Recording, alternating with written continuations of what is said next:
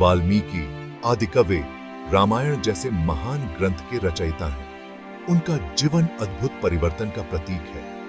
रत्नाकर नामक एक डाकू से वे महर्षि वाल्मीकि बने। वाल्मीकि का जन्म एक ब्राह्मण परिवार में हुआ था, लेकिन परिस्थितियों की वजह से वो डाकू बन गए। एक बार उनकी मुलाकात नारद मुनि से हुई। नारद मुनि ने उन्हें राम नाम का जाप करने को कहा। राम नाम जप से उनका दिल बदल गया और वे महर्षि वाल्मीकि की बन ठान गए।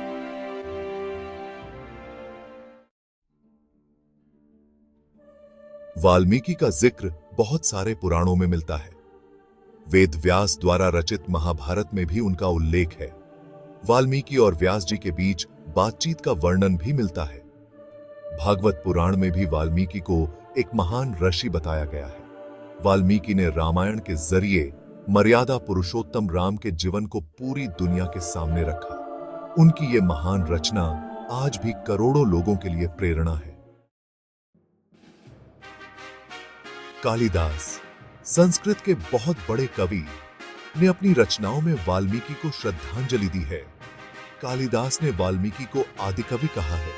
भवभूति, एक और प्रसिद्ध कवि, ने भी अपनी रचनाओं में वाल्मीकि की बहुत तारीफ की है। भवभूति ने वाल्मीकि को महाकवि और कवियों का भीष्म पितामह कहा है। कालिदास और भवभूति दोनों ने ही वाल्मीकि की रचनाओं से प्रेरणा ली।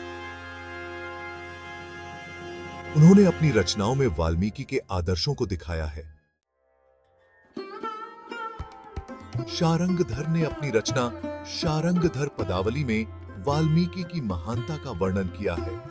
उन्होंने वाल्मीकि को वाणी के दाता और कवि कुल गुरु कहा है। और भी बहुत से कवियों ने अपनी रचनाओं में वाल्मीकि की तारीफ की है। हिंदी साहित्य के प्रसिद्ध कवि महाकवि भास, आचार्य शंकर और तुलसीदास ने भी वाल्मीकि को प्रणाम किया है। इन सभी कवियों ने वाल्मीकि को अपना आदर्श माना और उनकी रचनाओं से सीखा। वाल्मीकि का योगदान सिर्फ रामायण लिखने तक ही सीमित नहीं है। उन्होंने अपनी रचना के जरिए समाज को बहुत कुछ सिखाया है। रामायण में बताए गए राम राज्य का विचार आज भी महत्वपूर्ण है।